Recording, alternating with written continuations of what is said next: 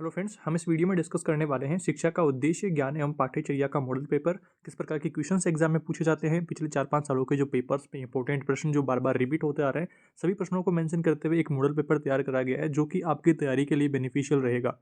सबसे पहली बात, जिन स्टूडेंट्स की तैयारी अच्छी चल रही है तो वो अपना क्विक रिवीजन इन प्रश्नों को देखते हुए करिए कि आपको ये प्रश्न आते हैं या नहीं आते। और ऐसे विद्यार्थी जिन्होंने अभी तक कुछ भी नहीं पढ़ा, कुछ कुछ भी याद नहीं करा है, सिलेबस ही उठा के नहीं देखा, तो उनको इन प्रश्नों को कम से कम जरूर से याद कर लेना है जो प्रश्न बार बार रिपीट होते आ रहे हैं। तो आइए वीडियो को शुरू करते हैं। वीडियो को लाइक जरूर करें, अपने दोस्तों तक शेयर करें, चैनल पर नए हैं तो सब्सक्राइब कर लीजिए इसी तरह के इंपॉर्टेंट वीडियोज़ के लिए। दोस्तों, पहला प्रश्न है, सीखने के कारकों के बारे में आपको जानना है और कौन कौन से कारक हैं सभी के बारे में आपको पता करना है। दूसरा प्रश्न है, ज्ञान का अर्थ एवं प्रकृति, ज्ञान को परखने की प्रमुख कसौटियों कौन कौन सी है, उदाहरण सहित आपको याद कर लेना है। तीसरा प्रश्न है, सुकरात के द्वारा जो दर्शन शिक्षा के सिद्धांत दिए गए हैं उनको आपको याद करना है। चौथा प्रश्न है, बुनियादी शिक्षा के प्रमुख उद्देश्य आपको याद करना है। महात्मा गांधी जी के बारे में आपको याद करना है कि शिक्षा के बारे में उन्होंने क्या कहा है। बुनियादी शिक्षा के बारे में डिटेल में आपको याद कर लेना है। पांचवा प्रश्न है, मूल्यांकन के बारे में आपको पढ़ना है, मापन के बारे में पढ़ना है, आकलन के बारे में पढ़ना है। फिर उसके बाद में इन तीनों में अंतर के बारे में आपको पढ़ना है और कंप्लीट इस प्रश्न को याद कर लेना है। छठा प्रश्न आता है, शिक्षा का अर्थ एवं प्रमुख उद्देश्य, शिक्षा की आवश्यकता क्यों है, लिखिए। महत्वपूर्ण प्रश्न है, याद कर लेना है। इसके बाद में सातवां प्रश्न है, ज्ञान को परखने की प्रमुख कसौटियों का उल्लेख करते हुए उसकी समीक्षा कीजिए। ये प्रश्न भी आपको याद करना है। आठवां प्रश्न है, जैन परंपरा के अनुसार शिक्षा के उद्देश्य। नवा प्रश्न है, एनसीएफ 2005 के बारे में डिटेल में आपको याद कर लेना है। अलग अलग सब्जेक्ट्स में इस टॉपिक से प्रश्न आते हैं तो इसे जरूर से याद करना है, एनसीएफ 2005 को, नेशनल करिकुलम फ्रेमवर्क को। 10वां प्रश्न है, जे कृष्णमूर्ति के अनुसार शिक्षक के अनुशासन का वर्णन कीजिए। 11वां प्रश्न है, महात्मा गांधी के अनुसार बुनियादी शिक्षा के पाठ्यक्रम को समझाइए। जैसा कि अभी हमने देखा बुनियादी शिक्षा के उद्देश्य, तो सबसे पहले आपको पाठ्यक्रम के बारे में पढ़ना है, बुनियादी शिक्षा क्या है उस बारे में पढ़ना है, महात्मा गांधी ने शिक्षा के लिए क्या क्या कहा वो पढ़ना है, और बुनियादी शिक्षा के उद्देश्यों के बारे में पढ़ना है। तो इस तरह से कंप्लीट टॉपिक को याद कर लेना है। 12वां प्रश्न है, पाठ्यचर्या की अवधारणा के मुख्य बिंदु आपको याद करने हैं। 13वां प्रश्न है, प्रकृतिवाद का अर्थ बताते हुए उसकी प्रक्रिया पता करनी है, मुख्य सोपान पता करने हैं, और प्रकृतिवाद को प्रभावित करने वाले कारक आपको याद करने हैं। अब ये प्रश्न दोस्तों इस तरह से तैयार करे गए हैं। देखिए, प्रकृतिवाद का अर्थ कई बार पूछा गया है, कई बार प्रक्रिया पूछी गई है, कई बार मुख्य सोपान पूछे गए हैं, और कई बार प्रकृतिवाद को प्रभावित करने वाले कारक पूछे गए हैं। हर बार यहाँ से प्रश्न रिपीट होता रहता है। तो इन 4 टॉपिक्स को आपको याद करना है कि प्रकृतिवाद का अर्थ, प्रक्रिया, मुख्य सोपान, प्रकृतिवाद को प्रभावित करने वाले कारक।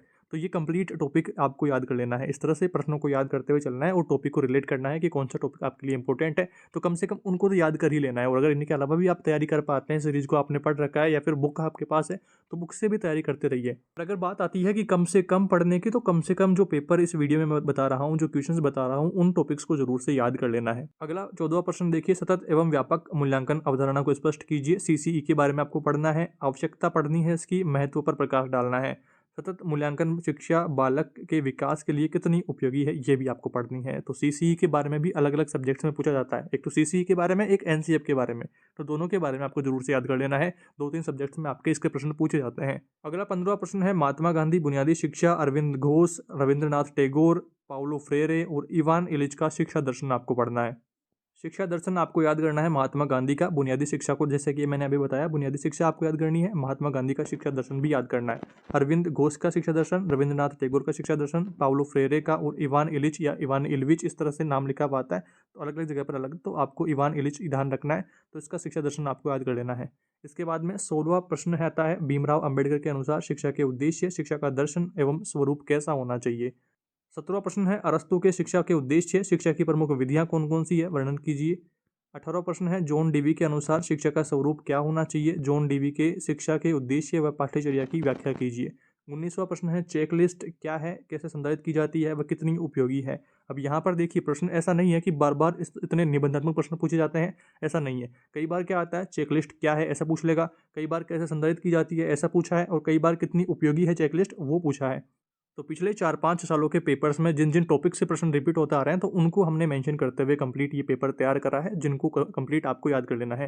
इसमें देखिए, 20वां प्रश्न, रूसो ने शिक्षा के क्या क्या उद्देश्य माने हैं, क्या वे उद्देश्य वर्तमान में प्रासंगिक हैं। 21वां प्रश्न है, यथार्थवाद से आप क्या समझते हैं, एक शिक्षक इसमें अपनी भूमिका का सफल निर्वहन कैसे कर सकता है। 22वां प्रश्न है, आदर्शवाद की परिभाषा लिखते हुए इसके सिद्धांतों की विवेचना कीजिए।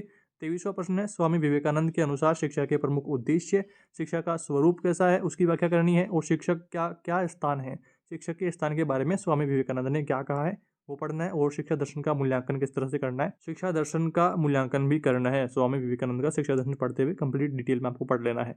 अगला 24वां प्रश्न है, मानुषीकरण से आप क्या समझते हैं? पाउलो फ्रेरे के अनुसार किस प्रकार से संवाद और आलोचनात्मक चिंतन के द्वारा व्यक्ति का मानुषीकरण संभव है? पाउलो फ्रेरे की शिक्षण विधि व पाठ्यक्रम को दृष्टिगत रखते हुए समझाइए। इसके बाद में 25वां प्रश्न है, अंतिम प्रश्न, इवान इलियच की डी स्कूलिंग व्यवस्था आपको समझानी है। डी स्कूलिंग अवधारणा को स्पष्ट करना है और इसके पक्ष व विपक्ष में अपने विचार प्रस्तुत करने हैं। तो ये महत्वपूर्ण 25 प्रश्न आपको जरूर से याद कर लेने हैं, 25 टॉपिक आपको जरूर से याद कर लेने हैं अगर आपने अभी तक कुछ भी नहीं पढ़ा है तो। और अगर आपने एक बार सिलेबस को कंप्लीट पढ़ रखा है तो आपको अंदाजा हो गया होगा कि आपको कितना याद है और इन टॉपिक्स में से कितना आपको याद करना है। अगर इनके अलावा भी आपने याद कर रखा है तब तो अच्छी बात है, अगर कुछ भी याद नहीं कर रखा तो एटलीस्ट इतना जरूर से आपको याद कर लेना है। और अब सवाल आता है कि इनके उत्तर हमें कहाँ से मिलेंगे, इनके बारे में डिटेल में हम कहाँ पढ़ें। अगर आपके पास सीरीज़ है तो सीरीज़ में आपको ये प्रश्न आराम से मिल जाएंगे, और अगर सीरीज़ नहीं है, आपके पास बुक भी नहीं है, तो डिस्क्रिप्शन में प्लेलिस्ट का लिंक डाल दूंगा। प्लेलिस्ट में जाइए, प्लेलिस्ट में दोस्तों इस पेपर के कंप्लीट नोट्स के वीडियो चैनल पर डाले हुए हैं, यूनिट वाइज डाले हुए हैं, जिनमें आप अच्छी तरह से अपने एग्जाम की प्रिपरेशन कर पाएंगे। इस वीडियो में दोस्तों इतना ही। उम्मीद करता हूँ आपने ठीक तरीके से मेरी सारी बातों को समझा है। इस वीडियो को लाइक जरूर करें, अपने दोस्तों तक भी शेयर करें, और चैनल पर नए हैं तो सब्सक्राइब कर लीजिए इसी तरह के इंपॉर्टेंट वीडियोज़ के लिए। Thank you for watching this video.